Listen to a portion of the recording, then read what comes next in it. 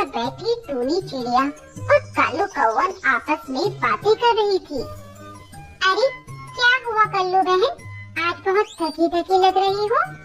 हाँ टूनी बहन, मैं कल दरअसल अपने बेटे कालू के लिए दूसरे जंगल में चिड़िया देखने गई थी।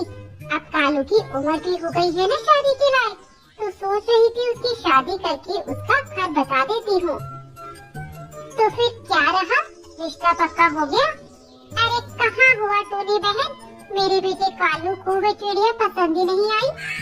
अरे तो तुम कैसी चिड़िया देख रही हो, मुझे बताओ। चिड़िया ऐसी हो बहन कि घर परिवार में संभाल सके और हमें 2 समय की रोटी बनाकर खिला दे, बस हमें और कुछ नहीं चाहिए।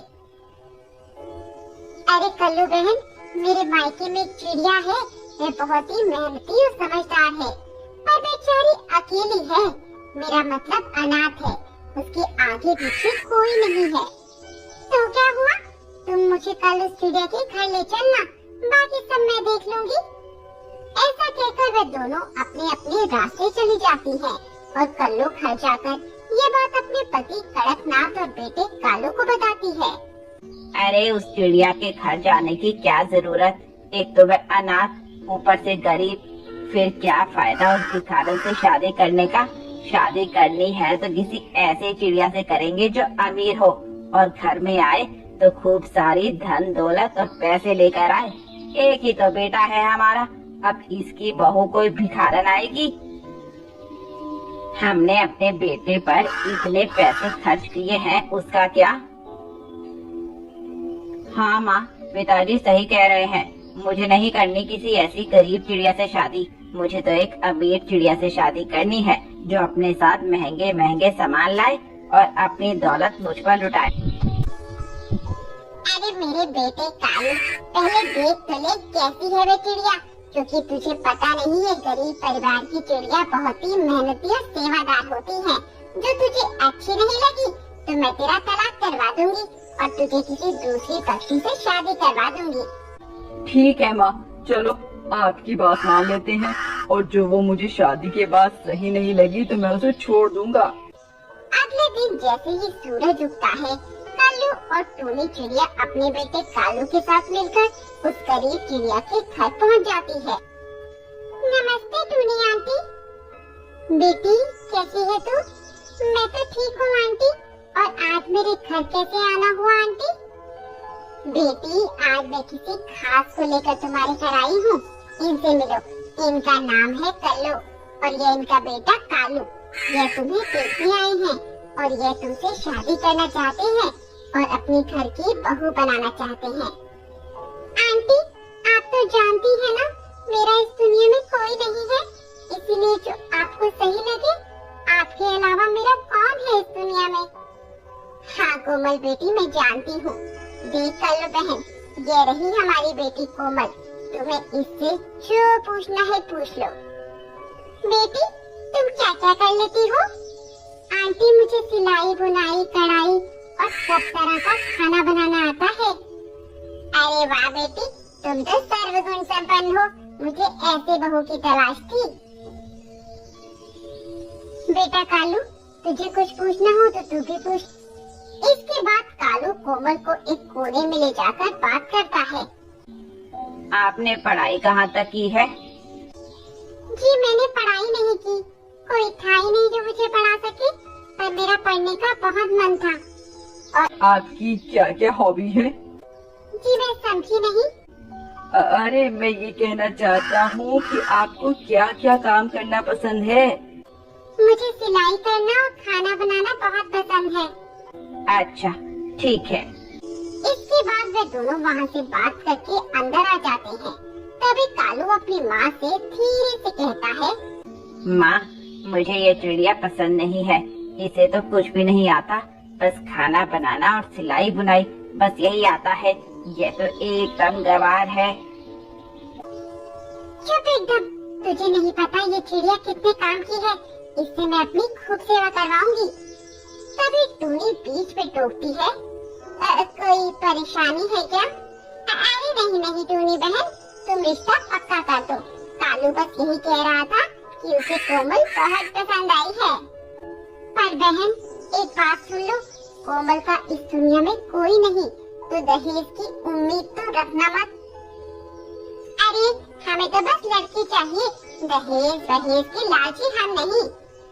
इसके बाद टूनी कोमल और कालू की शादी मंदिर में करवा देती है और सब विधि विधान के साथ विवाह संपन्न हो जाता है। कालू कोमल को अपने घर ले जाती है और टूनी रास्ते से ही वापस चली जाती है। और अगले दिन कालू कोमल को चने का साग और मक्के की रोटी बनाने को कहती है। और हाँ कोमल, ये सब बनाने का सामान घर में नहीं है, तो तुम्हें पहले जाकर बाजार से ये सब लाना होगा। हम भी देखें कितना अच्छा खाना बना लेती हो तुम। पर माँ जी, मुझे नहीं पता कि ये सब कहाँ मिलेगा, मतलब मुझे इस जंगल की कोई जानकारी नहीं है। वो सब देखना मेरा काम नहीं है, मुझे तो बस खाना खाने से मतलब है। और हाँ, एक बात और, हमारे यहाँ सब खाना 10 बजे तक खा लेते हैं और अभी 8 बज गए हैं, तो जल्दी करो। इसके बाद कोमल घर से निकलकर जंगल की तरफ जाती है और चने का साग के पत्ते ढूंढने लगती है। ये जंगल उसके लिए बहुत ही अलग था, इसीलिए उसे किसी चीज का कुछ पता नहीं चल रहा था। फिर थोड़ा अंदर जाकर उसे चने के साग के पत्ते मिल जाते हैं और घर आ जाती है और जल्दी से खाना बनाने लगती है। जब कोमल के सास ससुर और पति वे खाना खाते हैं तो कहते, अरे तुम्हें साग के पत्ते कहाँ से मिले इस मौसम में? आप खाना खाइए ना, बाकी सबसे आपको क्या लेना देना।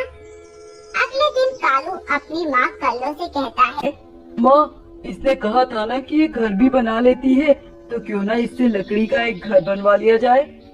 हाँ मेरे बेटे, तू सही कह रहा है, आज इससे घर बनवा लेते हैं। तभी कोमल वहाँ आती है। अरे कोमल बहू, तूने कहा था कि तू घर भी बना लेती है, तो जरा हमारे लिए एक लकड़ी का घर बना दे। हाँ, और नहीं तो क्या, हम भी देखे कैसा घर बनाती हो तुम। ठीक है माँ जी, मैं बना देती हूँ। वैसे आप मेरी थोड़ी मदद कर देती तो। नहीं नहीं, मैं तो घर का कोई काम नहीं करती हूँ। कालू जी, आप मेरी थोड़ी मदद कर दीजिए। अरे नहीं कोमल, इतनी गर्मी में मैं बाहर नहीं जा सकता, मुझे डॉक्टर ने मना किया है। चलिए कोई बात नहीं, मैं ही चली जाती हूँ। बेचारी कोमल निराश होकर खुद ही जंगल में जाती है और कुछ लकड़ी इकट्ठा करना शुरू कर देती है। तभी टूनी चिड़िया वहाँ से उड़ते हुए जा रही थी और वह जब कोमल को देखती है उससे कहती है, अरे कोमल, तुम इतनी भरी गर्मी में यहाँ क्या कर रही हो? आंटी, मैं कुछ लकड़ी इकट्ठा करने आई हूँ ताकि घर बना सकूँ। अरे वाह, ये तो बहुत ही अच्छी बात है, पर कल्लू को तुम्हें इतनी धूप में बाहर नहीं भेजना चाहिए था।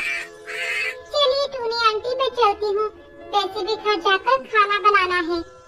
कोमल वह लकड़ी लेकर वहाँ से चली जाती है।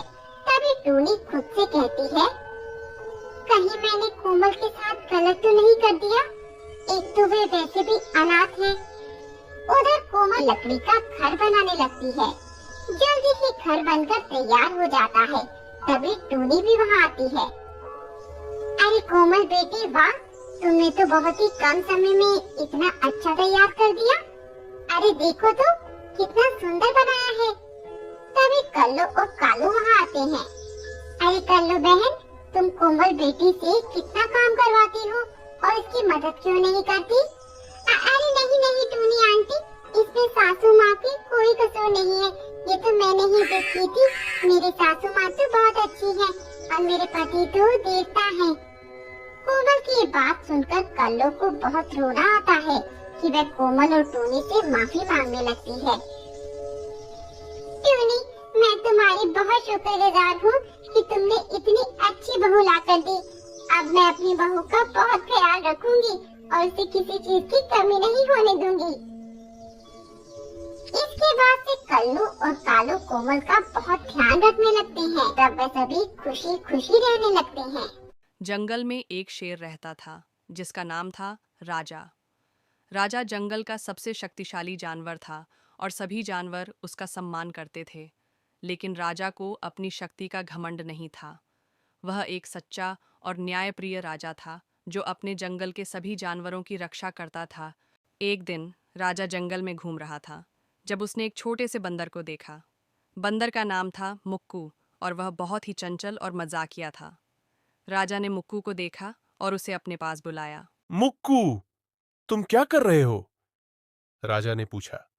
नमस्ते राजा जी, मैं बस जंगल में घूम रहा हूँ और फल खा रहा हूँ, मुक्कू ने जवाब दिया। राजा ने मुक्कू को देखा और मुस्कुराया।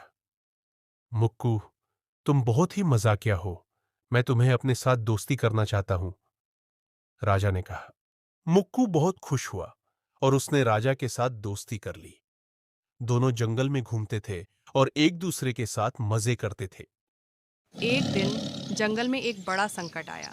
एक शक्तिशाली और खतरनाक बाघ जंगल में आया था जो सभी जानवरों को खाना चाहता था।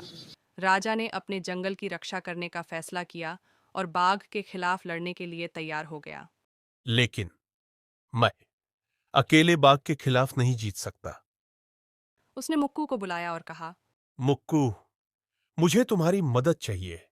हमें जंगल की रक्षा करनी है। मुक्कू ने हामी भरी और दोनों ने मिलकर बाघ के खिलाफ लड़ने की योजना बनाई।